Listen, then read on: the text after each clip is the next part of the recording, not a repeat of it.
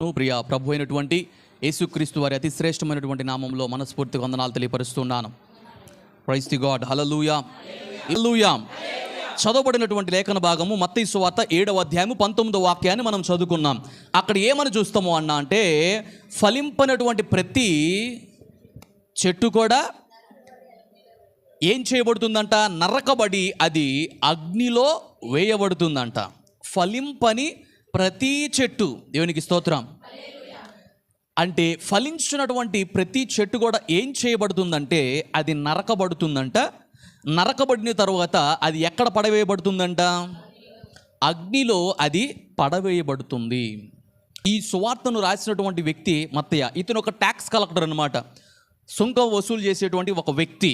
So యేసుక్రీస్తు ప్రభు వారి యొక్క శిష్యుల్లో కూడా ఇతను కూడా ఒకడనమాట. సో ఈరోజు దేవాది దేవుడు తెలియపరుస్తున్నటువంటి మాట, మీరు ఎలాంటి ఫలాలు ఫలిస్తున్నారు?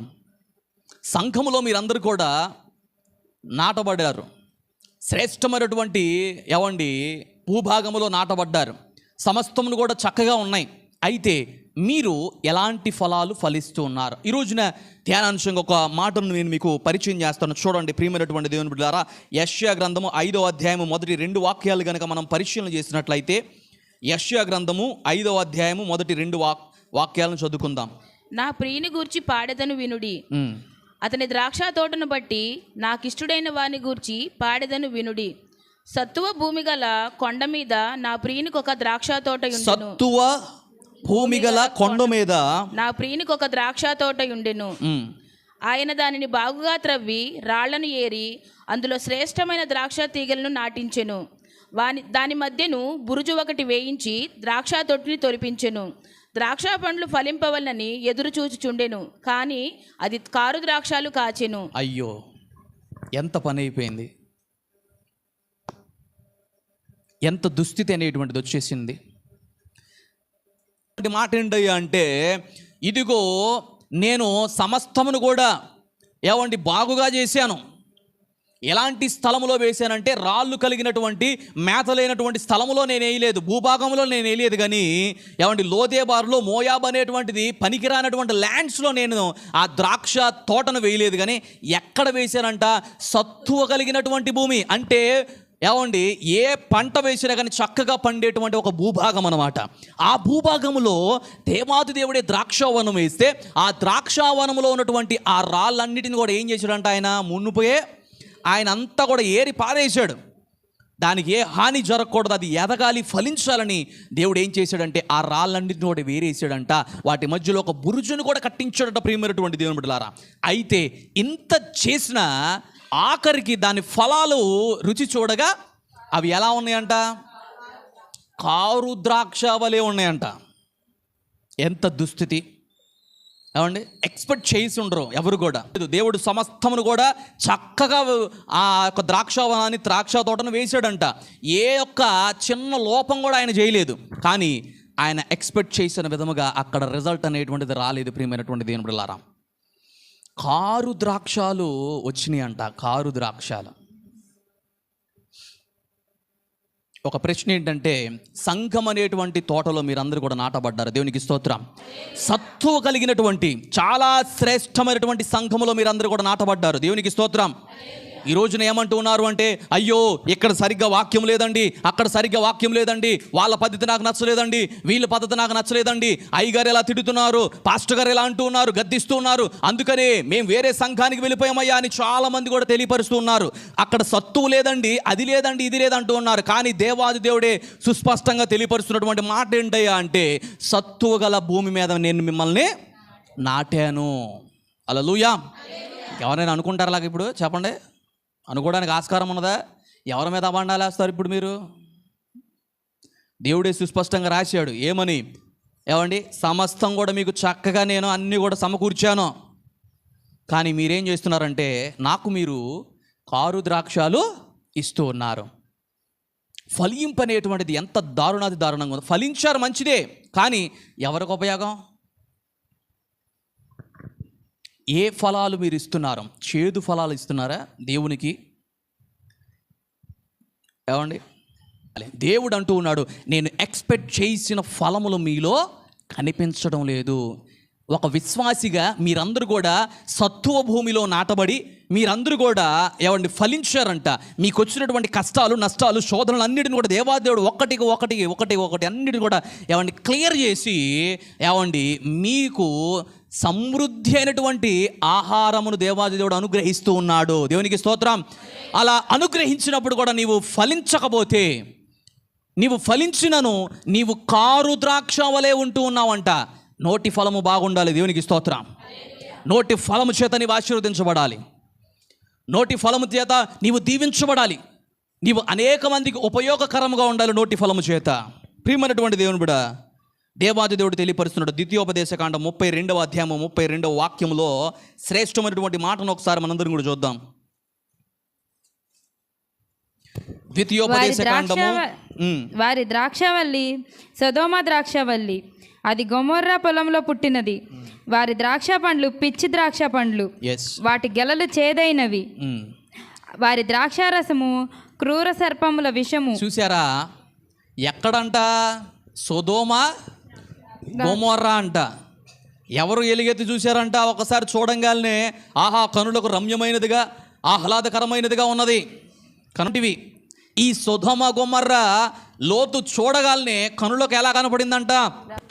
అబ్బబ్బబ్బబ్బా, ఎంత బాగుందో, ఎంత ఏమండి అందముగా ఉన్నదో, రమ్యమైనదిగా ఉన్నదో అనుకున్నాడు. కానీ ఇటు చూస్తే అబ్రాహం గారికి ఏం కనపడుతుంది? అక్కడ ఏమి లేదు. కానీ ఇతను ఏం చేశాడంటే, అమ్మ సర్వ సమృద్ధి ఎక్కడ ఉంటుంది, అబ్బా అందరూ కూడా మంచోళ్ళే, చాలా మంచిగా ఉంటారు, చాలా చక్కగా ఉంటారు, అదిగో ఇదిగో అని చెప్పి చేసి మనోడు నాకు అది కావాలి అని గబగబా వెళ్ళాడు. ఏం జరిగింది మీ అందరూ కూడా తెలుసు. కానీ చూడండి ప్రియమైనటువంటి దేవుని బిడ్డలారా, మీరు కూడా చాలాసార్లు ఎన్నో సందర్భాలలో ఎన్నో సంఘాలని సందర్శిస్తూ ఉంటారు. మన సంఘాలని విడిచిపెట్టి, అయ్యగారు వాళ్ళ సంఘంలో అయితే అబ్బో ఇదిగో ఇట్లా ఉందిగా, అది వాళ్ళు ఇట్ట చేస్తున్నారు, మనమేంది ఇట్ట చేయట్లేదు, మనమేంది అలా చేయటం లేదు, వాళ్ళైతే సూపర్గా చేస్తున్నారండి, వాళ్ళ దగ్గర అయితే మంచి సౌండ్ సిస్టమ్, లైటింగు, డీజే, అదిగో ఇదిగో. అసలు ప్రతి వారం అసలు ఎలా ఉంటుందో తెలుసా? పరలోక రాజ్యం కూడా వెళ్ళనవసరం మనం, అది దిగొస్తుందంటే పైనుంచి అలా ఉంటుందండి. లోతు గారు కూడా అట్లాగే అనుకున్నాడు. కానీ ఏం జరిగిందయ్యా అంటే, ద్రాక్షాలు ఎలా ఉంటాయి? ఏం గారు మళ్ళీ వస్తుంది, అయ్యగారు ఏదో అనుకుంటూ పోయాను అయ్యగారు, కానీ ఆడు ఏమీ లేదండి, నన్ను గడ్డి పరకలాగా తీసి అవతల పడేశారండి. ఇలాగే అనుకుంటున్నారు చాలామంది. ప్రియమైనటువంటి దేవుని బిడ్డలారా, స్ట్రైట్ ఫార్వర్డ్గా చెప్తున్నాను నేను. సంఘాలు విడిచిపెట్టి వెళ్తున్నటువంటి వ్యక్తులకు నేను చెప్పేది ఇదే మాట. మీరు ఎక్కడ నాటబడ్డారు అంటే, సత్తువ గల భూమిలో మీరందరూ కూడా నాటబడ్డారు. దేవుడు మీకు ఏ కొరత కూడా చేయలేదు, ఏ కొదువు కూడా చేయలేదు, మీకు ఎలాంటిది కూడా చేయలేదు.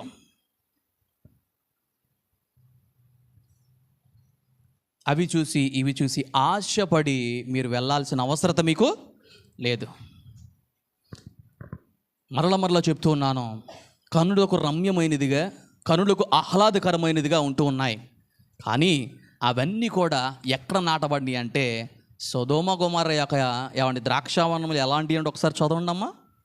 వారి ద్రాక్షవల్లి సొదొమ ద్రాక్షవల్లి, అది గొమొర్రా పొలములలో పుట్టినది. వారి ద్రాక్ష పండ్లు పిచ్చి ద్రాక్ష పండ్లు. పిచ్చి ద్రాక్ష పండ్లు అంట. వాటి గెలలు చేదైనవి. వాటి గెలలు చేదైనవి అంట. చూడడానికి ఎలా కనపడుతున్నాయి? ఆహా ఓహో సూపర్ అన్నట్టు కనపడుతున్నాయి. కానీ అవి రుచి చూస్తే ఎలా ఉన్నాయంట? చేదైనవి, కారు ద్రాక్ష వలె ఉన్నాయంట. అందరూ మోసపోవడానికి గల కారణం ఇదే.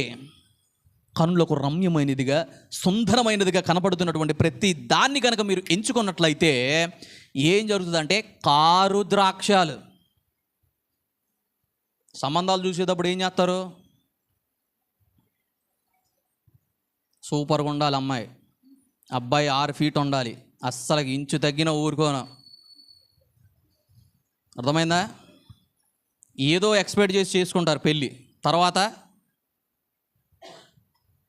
లేదే, అయ్యో నేను ఎక్స్పెక్ట్ చేసిన విధముగా లేదే, నేను ఎక్స్పెక్ట్ చేసిన విధముగా ఇతను లేడే.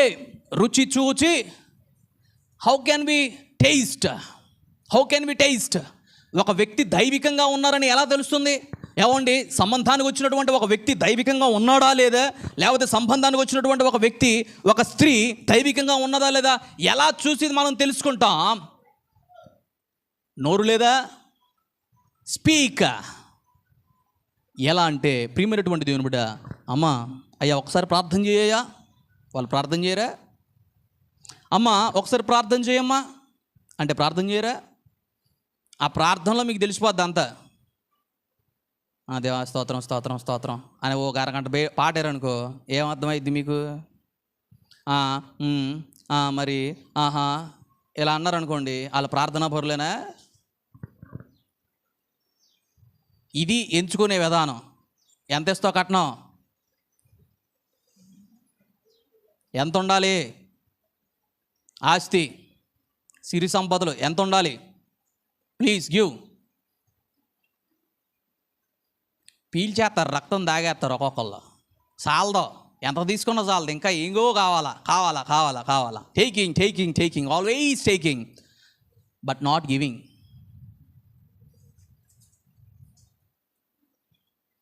అవి కాదు ఇవి కాదు, కనులకు రమ్యమైనదిగా సుందరమైనదిగా కాక నువ్వేం సెలెక్ట్ చేసుకోవాలంటే దైవిక చిత్తానికి నీవు సమస్తాన్ని కూడా విడిచిపెట్టాలి. ప్రియమైనటువంటి దేవుని బిడ్డ, హల్లెలూయా. సో చాలా జాగ్రత్తగా గమనించండి. ఈ రోజున ఆడపిల్లలు అనేటువంటి వారు కూడా ఎలా సెలెక్ట్ చేస్తున్నారంటే, వాళ్ళకంట సినిమా యాక్టర్లాగా ఉండాలంట. వచ్చినటువంటి అబ్బాయి కండలు తిరిగి ఉండాలంట, సినిమా యాక్టర్లాగా ఉండాలంట, అదిగో అంట ఇదిగో అంట, నెలకి ఎంత సంపాదించాలంట అంత సంపాదించాలంట, ఏంటేంటో చెప్తూ ఉన్నారు. వాళ్ళ ఆశలు అలాంటివి, వారి కోరికలు అలాంటివి.